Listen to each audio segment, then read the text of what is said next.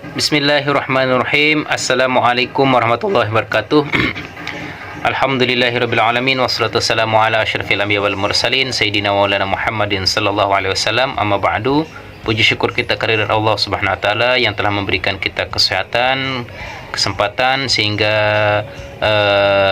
kita dapat bertemu dalam rangka penyelesaian tugas mata kuliah metode perencanaan pembelajaran.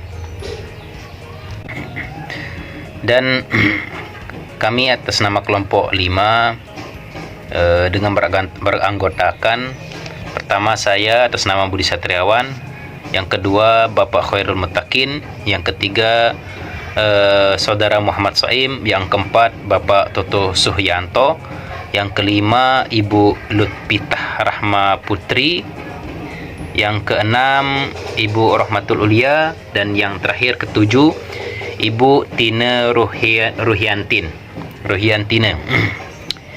Demikian nama kelompok kami, dan pada kesempatan kali ini kami akan menyampaikan materi pembelajaran tugas kami, yaitu judulnya Pembelajaran Efektif dan Berorientasi Kompetensi. Adapun subjudulnya adalah yang pertama penggunaan metode dan media, yang kedua pembelajaran aktif dan kolaboratif, yang ketiga pengembangan sikap dan nilai serta penilaian kompetensi. Nah, itu subjudul yang akan kami sampaikan pada kesempatan kali ini. Baik, untuk memulainya izinkan saya penyampai dan kita semua sama-sama melafazkan basmalah. Bismillahirrahmanirrahim. Subjudul yang pertama, yakni penggunaan metode dan media yang tepat. Jadi sebagaimana kita ketahui, metode itu adalah sebuah cara. Jadi dalam penggunaan metode dalam sebuah pembelajaran itu memang mutlak untuk dilakukan. Jadi metode dapat memudahkan seorang pendidik dalam menyampaikan materi pelajaran dengan sangat baik. Akan tetapi hal itu juga tergantung dari kemampuan pendidik dalam menerapkan metode itu sendiri. Jadi metode ini dapat diterapkan dengan baik manakala seorang pendidik mempunyai kreativitas untuk menerapkannya. Adapun metode yang sudah biasa kita lakukan seorang guru itu adalah, pertama, di sini sudah ditampilkan metode ceramah interaktif, baik itu guru menjelaskan, menyampaikan sebuah pembelajaran, sebuah materi. Ada diskusi ini terjadi antara guru dengan siswa atau antara siswa masing-masing siswa, dan ada demonstrasi, ada eksperimen, dan ada juga PJBL, yakni Project Basis Learning, itu panjangannya. Dalam artian untuk menyelesaikan nyata dalam sebuah permasalahan di madrasah atau di lingkungan sekitar itu dengan menggabungkan seluruh mata pelajaran, dengan menggabungkan mata pelajaran tertentu yang dibutuhkan. Contohnya misalkan di sekolah itu terdapat banyak sampah yang berserakan. Nah, kemudian seorang guru itu harus berinisiatif menggerakkan seluruh siswanya untuk membuat suatu karya, sesuatu yang bermanfaat sehingga sampah yang ada di madrasah itu dapat diminimalisir atau dapat dihapuskan. Contohnya seperti itu. Jadi yang selanjutnya, dengan adanya metode itu, tentunya selain metode adalah media yang tepat. Nah, jadi media itu adalah sebuah alat. Ya. Media itu adalah alat komunikasi yang digunakan dalam pendidikan. Jadi media itu ada berupa buku, ada video, ada animasi yang ditampilkan di dalam kelas, terus gambar-gambar yang memberitahukan info, misalkan brosur, spanduk, dan kemudian ada aplikasi interaktif. Ya, siswa ditampilkan misalkan PPT berbentuk aplikasi, kemudian ada gerak-geraknya. Itu juga perlu sekali, karena penggunaan media yang tepat dalam proses pembelajaran akan menghasilkan output yang memuaskan. Itu termasuk perubahan tingkah laku peserta didik. Jadi selain peserta didik itu mendapatkan hal yang baru, dan juga memberikan gambaran bahwa ini loh hal baru dalam pembelajaran ini. Seperti itu. Jadi jikalau seorang sudah menyatakan bahwa dia itu telah belajar, ditandai dengan adanya tingkah laku yang memungkinkan disebabkan oleh perubahan tingkat pengetahuannya. Jadi baik itu pengetahuannya, baik itu keterampilannya, atau sikap yang dimilikinya. Sehingga disinilah dapat diketahui seorang anak itu bagaimana pentingnya penggunaan media dalam pembelajaran.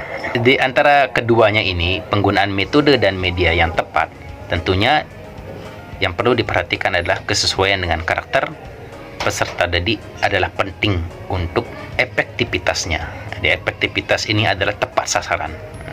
Jika seumpama siswa itu dia belum bisa membaca, maka diterapkanlah metode yang sesuai dengan anak itu. Jangan kita sampaikan materi yang hot thinking, tapi kita sampaikan materi yang standar saja. Yang kedua, pembelajaran aktif dan kolaboratif. Jadi pembelajaran aktif itu pada hakikatnya adalah interaksi antara peserta didik dengan lingkungan tempat dia bersosialisasi, sehingga terjadinya sebuah perubahan perilaku dari arah yang lebih baik. Jadi mengaktifkan belajar siswa dalam kegiatan pembelajaran merupakan salah satu cara menghidupkan dan melatih memori siswa tersebut agar bekerja dan berkembang secara optimal. Jadi guru harus memberikan kesempatan kepada seluruh siswa untuk mengoptimalkan memorinya. Ya, mereka dapat bekerja secara maksimal dengan bahasa dan melakukan dengan kreativitasnya sendiri. Jadi siswa itu tidak hanya diam saja menjadi pendengar materi dari guru dengan metode ceramah yang disampaikan oleh guru. Maka di sini menurut Foilo perlu kita perhatikan yang sudah saya paparkan di sini. Menurut Foilo menunjukkan bahwa siswa dalam ruang kelas hanya memperhatikan pelajaran sekitar 40% dari waktu pembelajaran yang tersedia.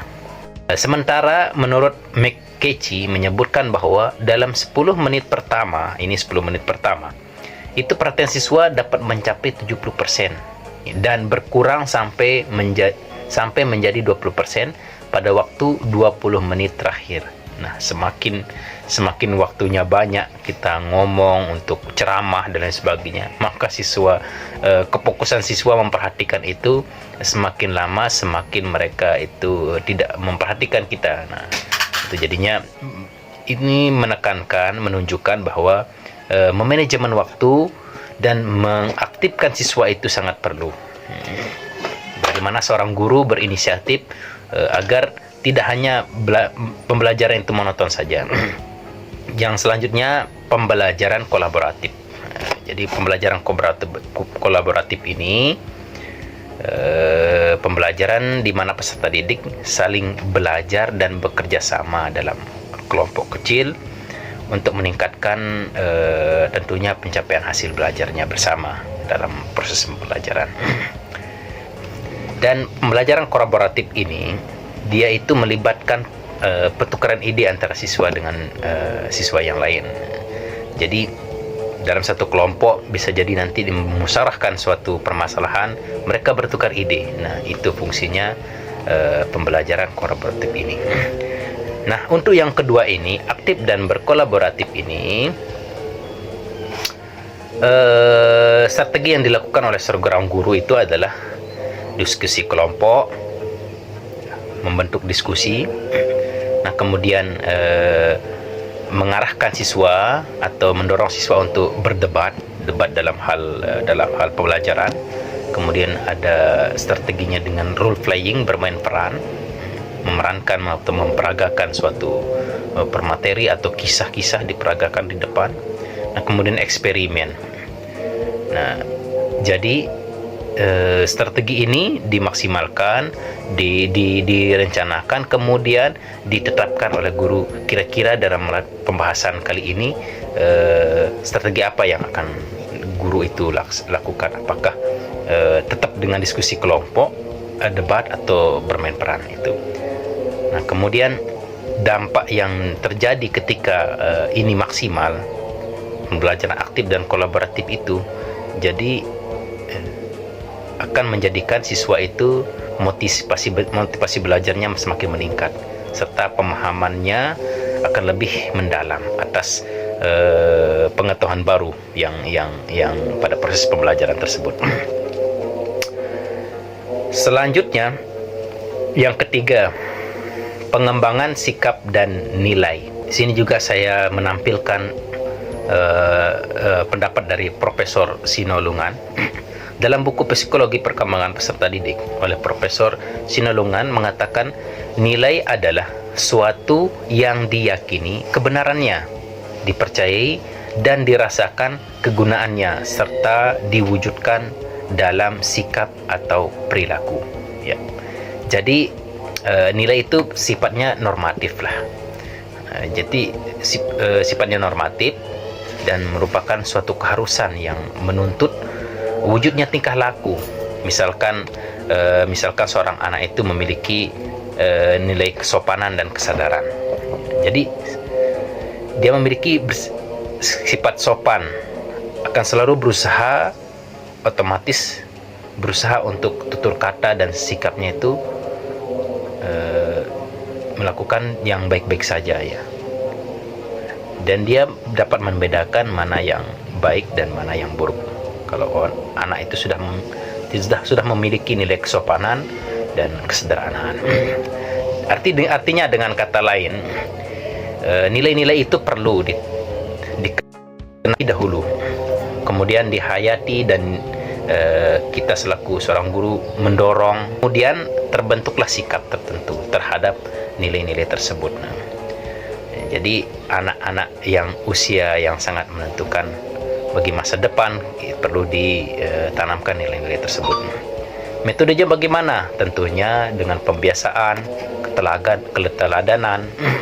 Seorang guru harus teladan untuk memberikan contoh kepada siswa, kemudian refleksi, mengulang kembali, terus kemudian diskusi kasus nyata, diskusikan kasus nyata, misalkan perundungan, diskusikan dengan siswa, digali agar mereka itu terbuka, gitu kan.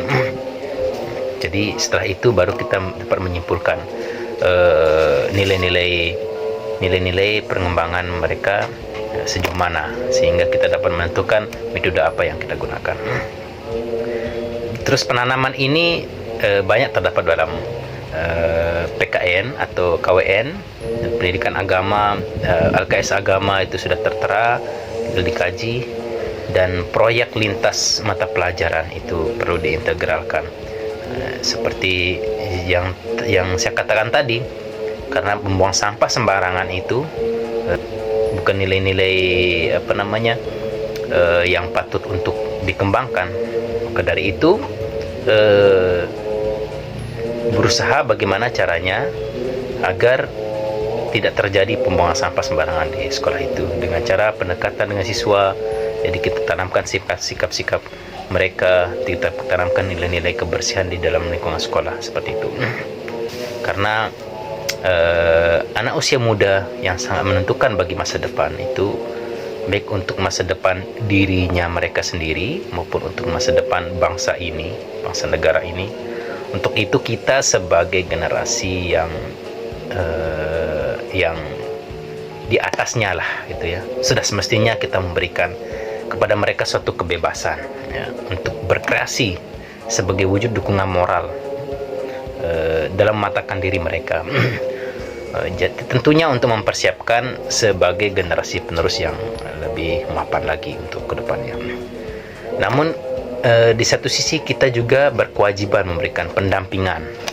Pendampingan itu melalui pembelajaran di sekolah, di madrasah, di rumah, terutama di rumah itu ya, di lingkungan masyarakat, ya. Bahkan di lingkungan pergaulannya itu, agar dalam masa pembentukan karakter mereka itu bisa terarah dan menuju pada hal-hal yang positif, sehingga mereka itu terjauh dari sifat dan moral yang negatif. Nah, selanjutnya yang keempat, yang terakhir ya. Yang terakhir, penilaian berorientasi kompetensi. Jadi penilaian orientasi kompetensi ini mengarah pada penilaian ketercapaian SKKD ya, standar kompetensi dan kompetensi dasar, yang kemudian itu dijabarkan dalam beberapa indikator.